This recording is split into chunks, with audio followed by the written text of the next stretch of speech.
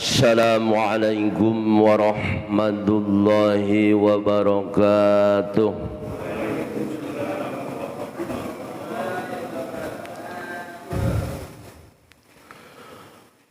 Alhamdulillahilladzi 'allamal Qur'an khalaqal insan 'allamahul bayan. Ashhadu an la ilaha illallahul malikul hannan wa ashhadu anna sayyidana Muhammadan abduhu wa rasuluh sahibul ayati wal burhan. Allahumma salli wa sallim wa barik ala sayyidina Muhammadin wa ala alihi wa sahbihi zawil irfan, amma ba'd. Subhanaka la ilma lana illa ma 'allamtana innaka antal alimul hakim. Yang saya hormati Ketua DKM Masjid At-Taqwa Bapak Haji Burhanuddin beserta segenap jajaran pengurus, para hadirin jamaah yang insya Allah kita semua sama-sama dimuliakan oleh Allah Subhanahu wa ta'ala. Puji syukur kita panjatkan kehadirat Allah atas limpahan nikmat dan karunia-Nya. Kita bisa hadir di majelis yang mulia ini dalam rangka thalabul ilmi. Mudah-mudahan kita semuanya mendapatkan ridho dan juga berkah dari Allah Subhanahu wa ta'ala. Salawat teriring salam semoga tercurah dan terlimpah kepada baginda Nabi besar Muhammad sallallahu alaihi wasallam beserta segenap keluarga dan juga para sahabat-sahabatnya. Marilah kita sama-sama mengawali kajian kita dengan pembacaan Ummul Quran atau suratul Fatihah. Mudah-mudahan dengan karomah ta'lim ini Allah anugerahkan kita ilmu yang bermanfaat. Allah berikan kita kesehatan lahir dan batin. Allah anugerahkan kita rizki yang berkah dan berlimpah serta keturunan yang salih dan salihah. Semua urusan dunia dan akhirat kita diberikan mudah oleh Allah Subhanahu wa ta'ala. Puncaknya kita mohon kepada Allah, mudah-mudahan kita kelak diwafatkan dalam keadaan husnul khatimah. Ala hadhihin niyyah wa ala kulli niyatin salihah. Al-Fatihah. A'udzu billahi minasy syaithanir rajim. Bismillahirrahmanirrahim. Alhamdulillahi rabbil alamin arrahmanir rahim maliki yaumiddin. Iyyaka na'budu wa iyyaka nasta'in ihdinas siratal mustaqim siratal ladzina an'amta 'alaihim ghairil maghdubi 'alaihim waladdallin.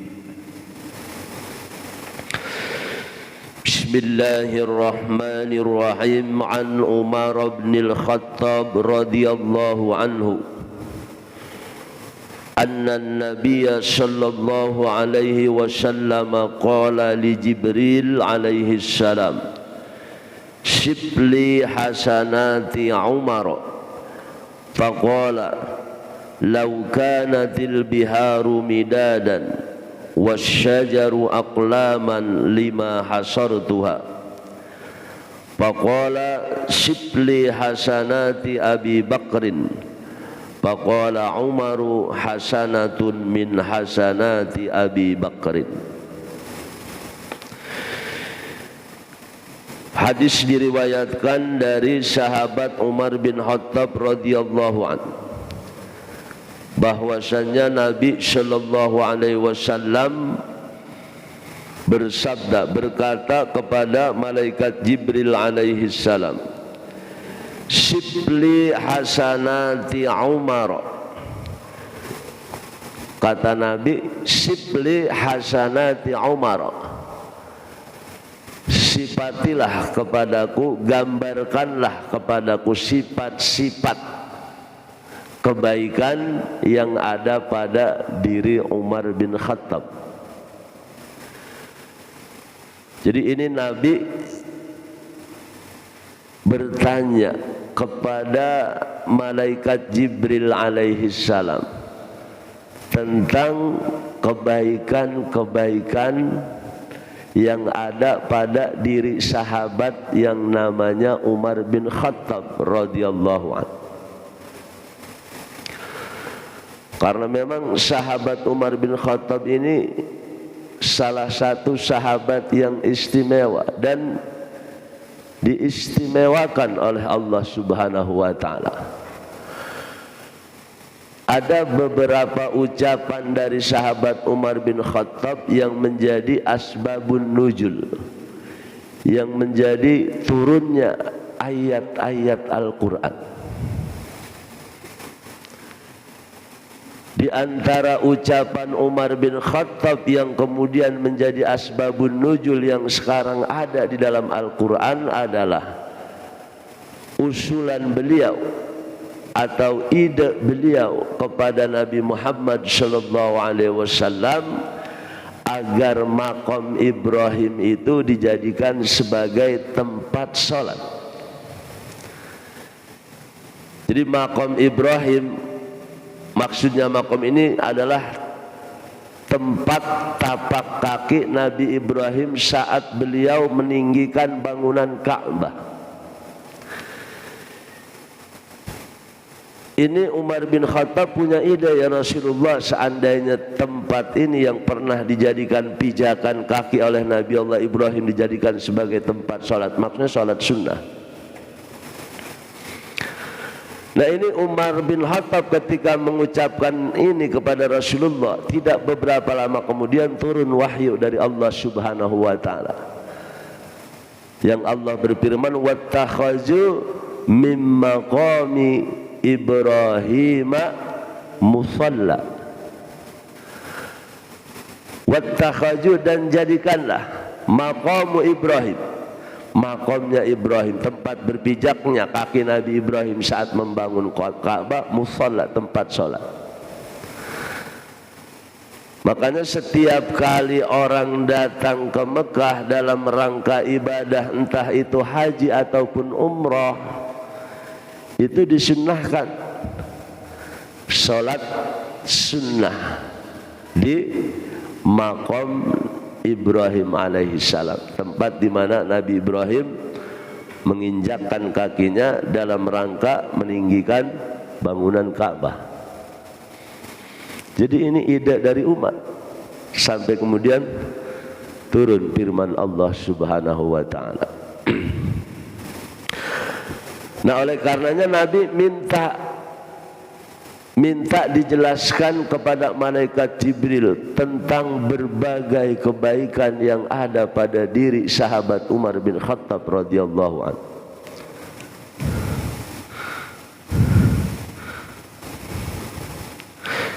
Faqala, malaikat Jibril menjawab, "Lau kanatil biharu midadan wasyajaru aqlaman lima hasartuha."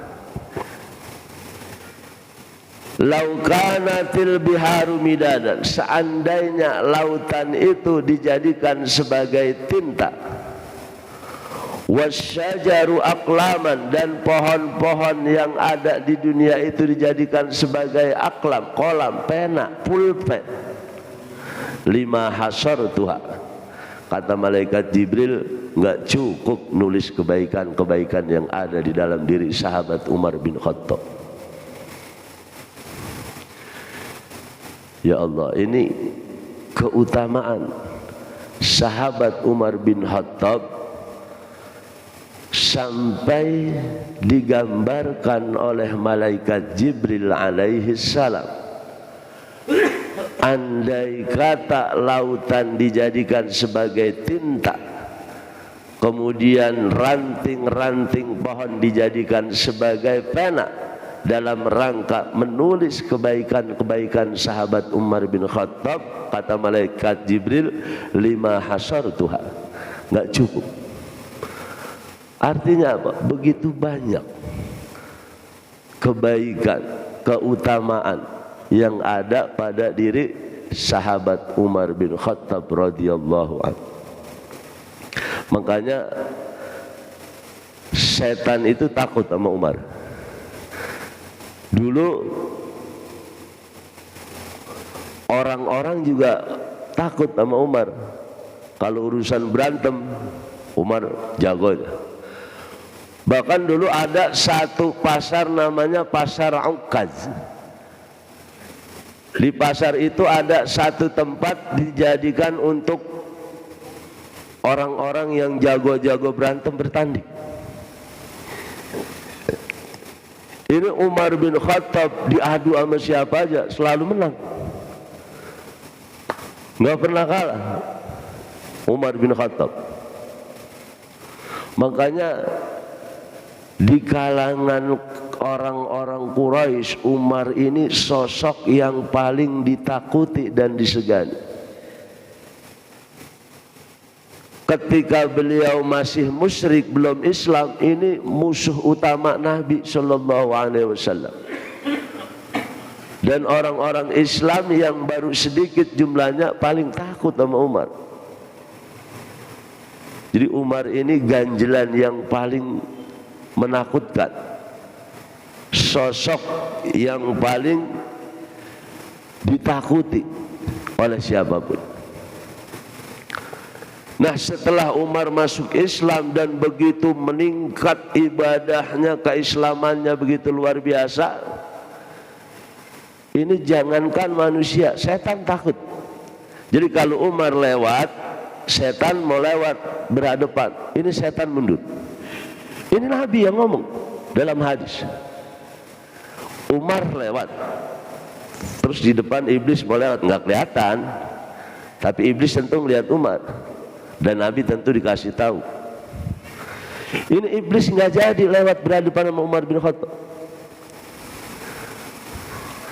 Nah, ini begitu hebat keutamaan sahabat Nabi yang namanya Umar bin Khattab.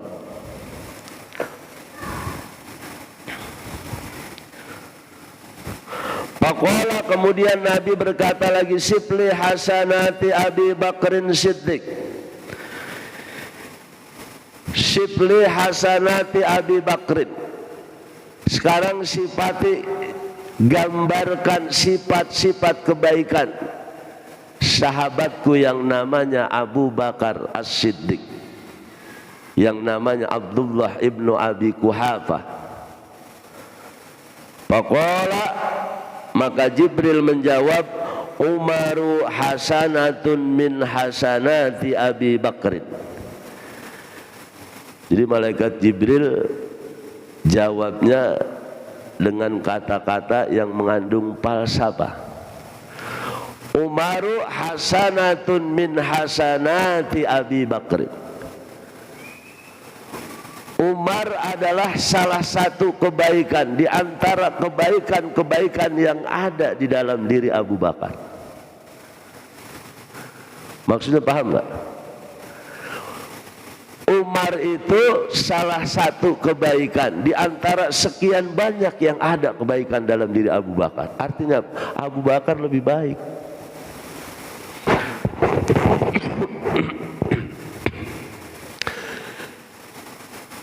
Tadi aja Nabi minta digambarkan sifat kebaikan Umar bin Khattab, malaikat Jibril menjawab, andaikan lautan dijadikan sebagai tinta, wasyajaru aqlaman, dan ranting-ranting pohon dijadikan sebagai pena, 5 hasor tahu, nggak cukup buat nulis kebaikan Umar. Ini ditambah lagi Abu Bakar.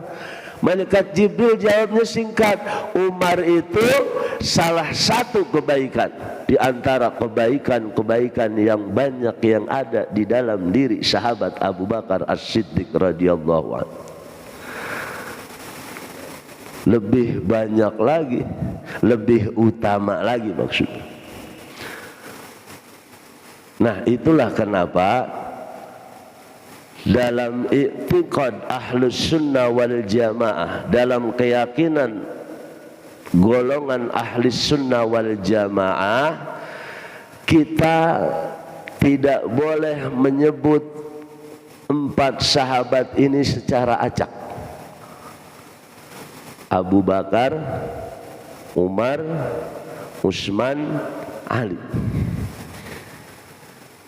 Dalam i'tiqad ahli sunnah wal jamaah kita nggak boleh nyebutnya ngacak. Umpamanya Umar, Ali, Utsman, Abu Bakar.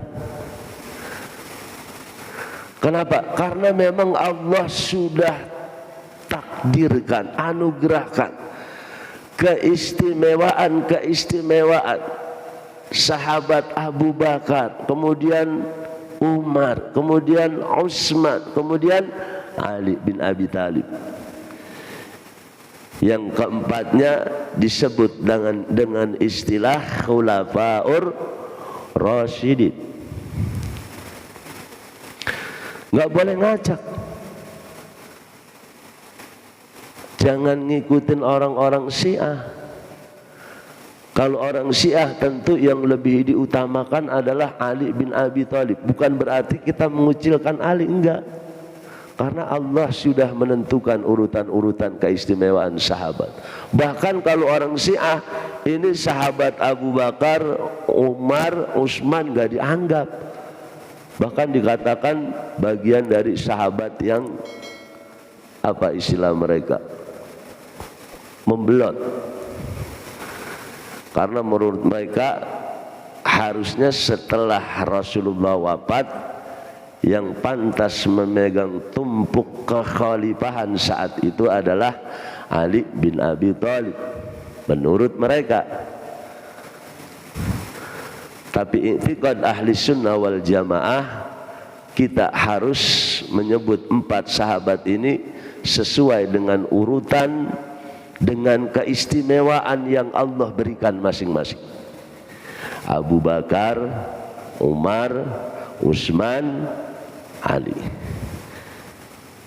Malaikat Jibril sendiri yang ngasih tahu kebaikan Umar bin Khattab digambarkan begini. Ternyata Abu Bakar lebih banyak lagi.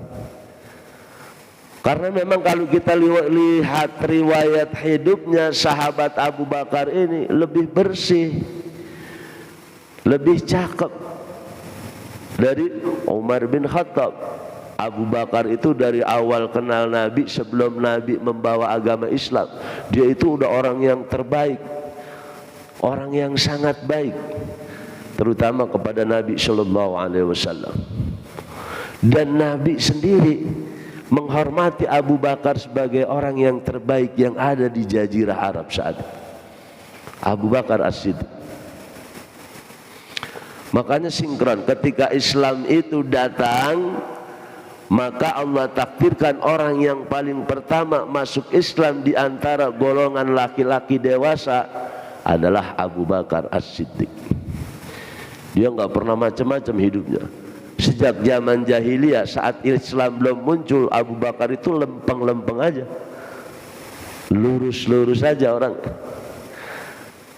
Beda sama Umar, karena memang Umar Allah takdirkan awalnya sebagai orang yang beringas, ganas, nggak kenal kompromi. Umar kalau sedikit tersinggung, pedang yang diayun. Umar bin Khattab.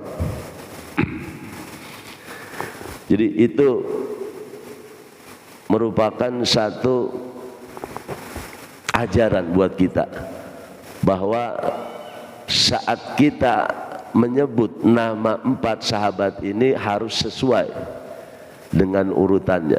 Abu Bakar, Umar, Utsman, Ali. Tentu mereka punya keistimewaan masing-masing yang juga tidak dimiliki sahabat-sahabat lain selain 4 sahabat ini Khulafaur Rasyidin, dan mereka 4 di antara 10 orang yang dijamin oleh Rasulullah masuk ke dalam surga. Jaminan Rasulullah bukan karena pribadi, bukan karena nepotisme, bukan karena kedekatan Nabi dengan mereka.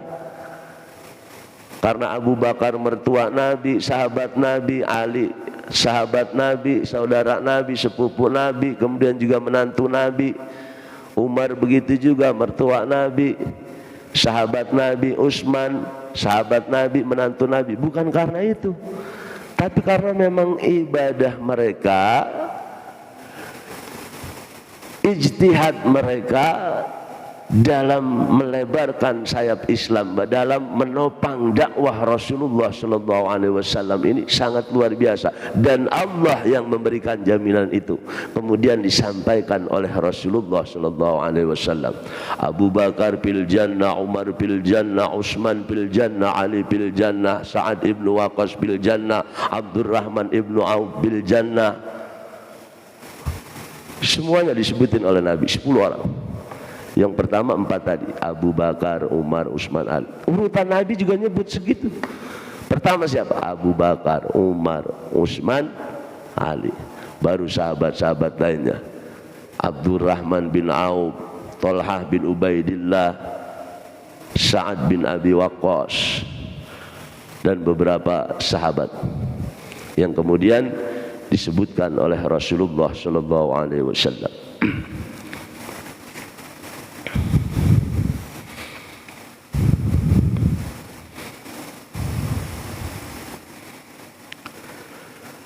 Al-maqalatul khamisati, maqalah yang kelima. An Utsman radhiyallahu anhu, An Utsman radhiyallahu anhu, hammud dunya zulmatun fil qalbi wa hammul akhirati nurun fil qalbi. Sekarang ucapan nasihat dari sahabat Utsman bin Affan. Jadi ini berurutan. Pertama Nabi, sabda-sabdanya, kemudian maqalah Abu Bakar. Jadi ucapan nasihat dari sahabat ini namanya athar. Kalau Nabi, sabda Nabi hadis, ucapan sahabat athar. Setelah sahabat qaul ulama. Jadi Nabi bersabda begini, alaikum bimujalasatil ulama, hendaknya kalian duduk bersama ulama. Kemudian sayati ala ummati jamanun, akan datang nanti pada umatku lari dari para ulama. Nabi.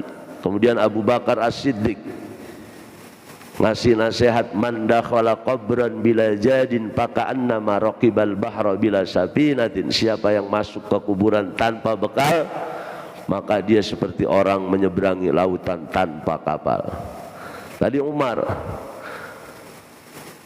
menceritakan tentang pertanyaan Nabi kepada malaikat Jibril alaihissalam. Nah, sekarang ucapan dari sahabat Utsman ibnu Affan radhiyallahu anhu. Hammud dunya zulmatun fil qalbi wa hammul akhirati nurun fil qalbi. Hammud dunya, orang yang bersedih karena urusan yang berkaitan dengan dunia, zulmatun fil qalbi, maka itu kegelapan yang ada di dalam hati orang tersebut. Jadi orang yang bersedih dengan urusan-urusan dunia, karena memang dunia ini sesuatu yang fana, yang sifatnya sementara, bukan abadi. Bahkan dunia ini adalah sesuatu yang kecil, sesuatu yang hina. Ad-dunya aqallu minal qalil. Dunia itu lebih sedikit dari yang sedikit. Wa asikuha adzallu minaz zalil, dan keasikannya, kenikmatannya lebih hina dari sesuatu yang hina. Orang yang bersedih karena urusan dunia sampai membuat dia putus asa, merasa sempit diri, ini kata Utsman bin Affan radhiyallahu an, itu berarti hati orang itu gelap, imannya belum mantap, Islamnya belum pol, ibadahnya masih remeng-remeng, keyakinannya, tawakalnya kepada Allah masih cetek. Jadi urusan dunia hendaknya tidak membuat kita jadi sedih, karena jika kita larut dengan urusan dunia, maka hati kita akan gelap. Hati kita akan menjadi gelap kalau kita larut dengan kesedihan dunia. Wa hammal akhiratu nurun fil qalbi. Tapi kesedihan tentang dunia, tentang kehidupan akhirat, itu kata Umar, kata Utsman, nurun fil qalbi, menjadi cahaya buat hati kita. Kesedihan dalam urusan akhirat maksudnya begini, kita ngelihat ibadah kita cuman kayak gini dibanding ada orang yang lebih mantap ibadahnya. Sedih kita, kenapa kita nggak bisa kayak dia? Apa alasannya, apa sebabnya? Mikir kita sampai kita sedih. Nah, kesedihan yang model begini ini akan menjadi cahaya penerang buat hati seseorang. Jadi kalau sedih tentang urusan akhirat itu bagus, bahkan memang diperintahkan.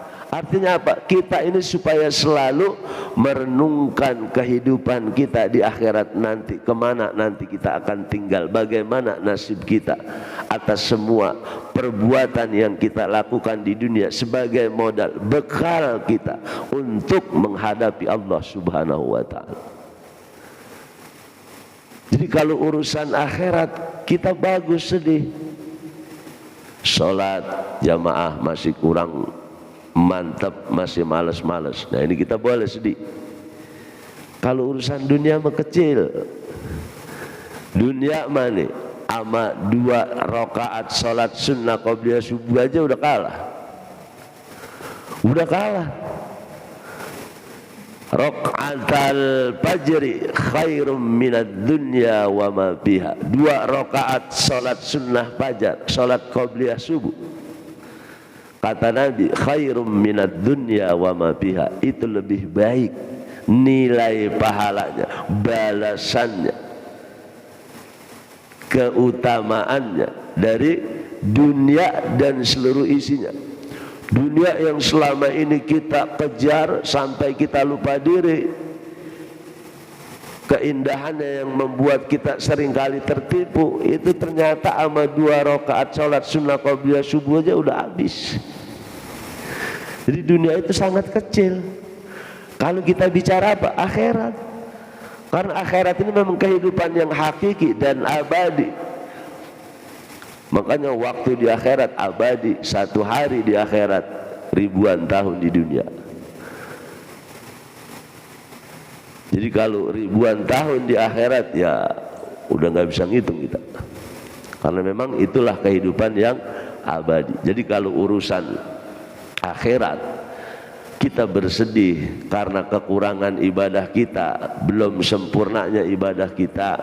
Nah ini sesuatu yang baik, yang menjadi motivasi kita untuk meningkatkan ibadah kita kepada Allah Subhanahu wa ta'ala.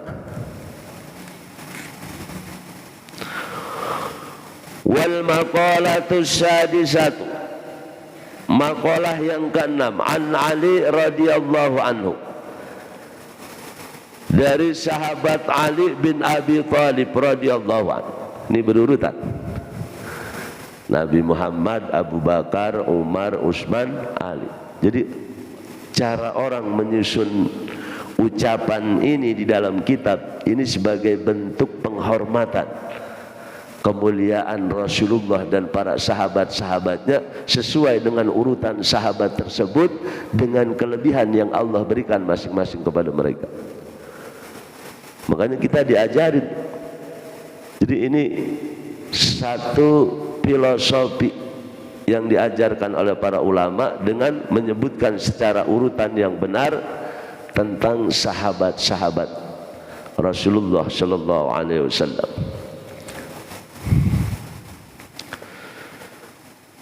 An Ali radhiyallahu anhu wa karramallahu wajhah. Dari Ali ini disebutnya radhiyallahu an dan juga karramahullahu wajhah. Kita kalau nyebut sahabat kan Abu Bakrin Siddiq radhiyallahu an, Umar bin Al-Khattab radhiyallahu an, Utsman bin Affan radhiyallahu an, dan sahabat-sahabat lainnya. Tapi kalau Ali bin Abi Thalib radhiyallahu anhu wa karramahullahu wajhah, Karramahullahu wajhah itu Allah memuliakan wajahnya. Kalau radhiyallahu an, Allah meridhoinya. Ini julukan Ali tidak sekedar radhiyallahu an, tapi wa karramahullahu wajhah. Allah telah memuliakan wajahnya. Maksudnya apa? Ini Ali bin Abi Thalib punya satu keistimewaan, kebiasaan yang baik yang tidak dimiliki oleh sahabat lain. Ali itu dari masih kecil sampai wafat nggak pernah dia melihat kemaluannya sendiri. Jangankan melihat kemaluan orang, melihat kemaluannya sendiri nggak pernah matanya. Nah itulah sampai dia dijuluki karramahullahu wajhahu. Allah telah memuliakan wajahnya. Lantaran apa? Orang yang selalu menjaga pandangan matanya dari aurat manusia, termasuk auratnya sendiri. Ini keutamaan Ali bin Abi Thalib.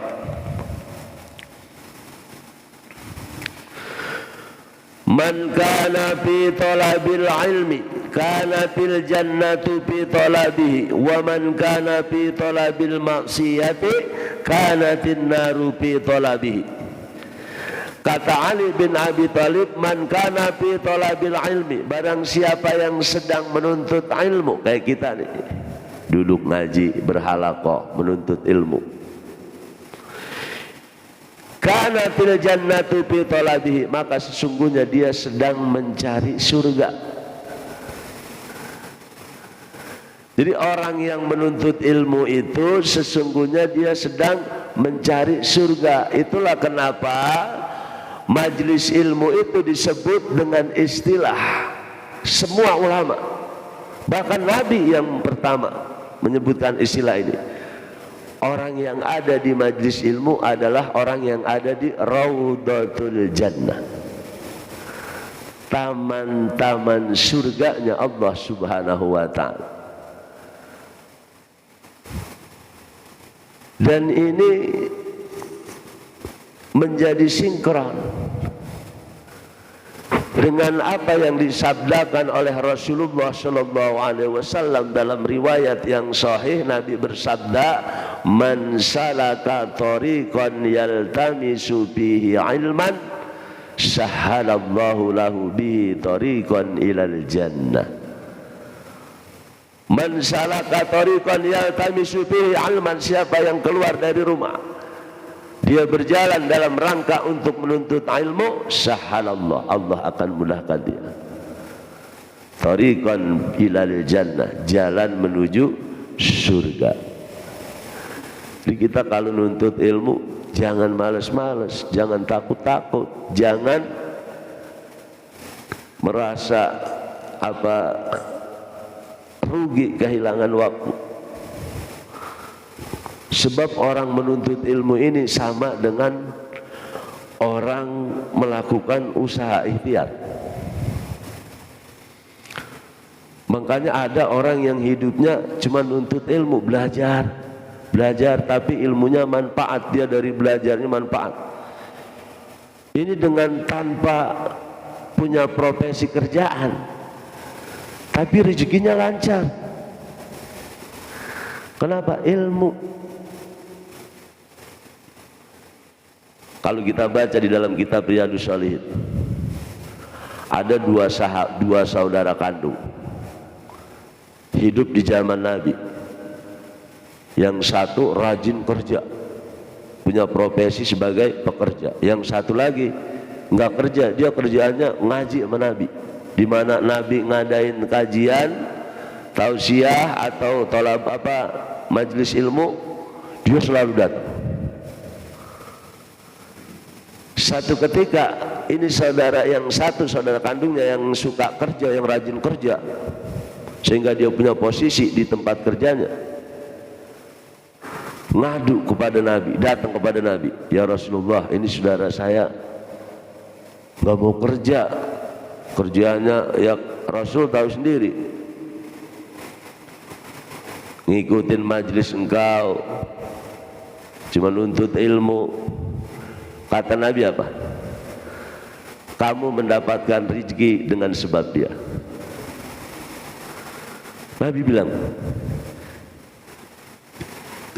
la'allaka yurjaku minhum. Nabi bilang, engkau diberikan rezeki lantaran dia.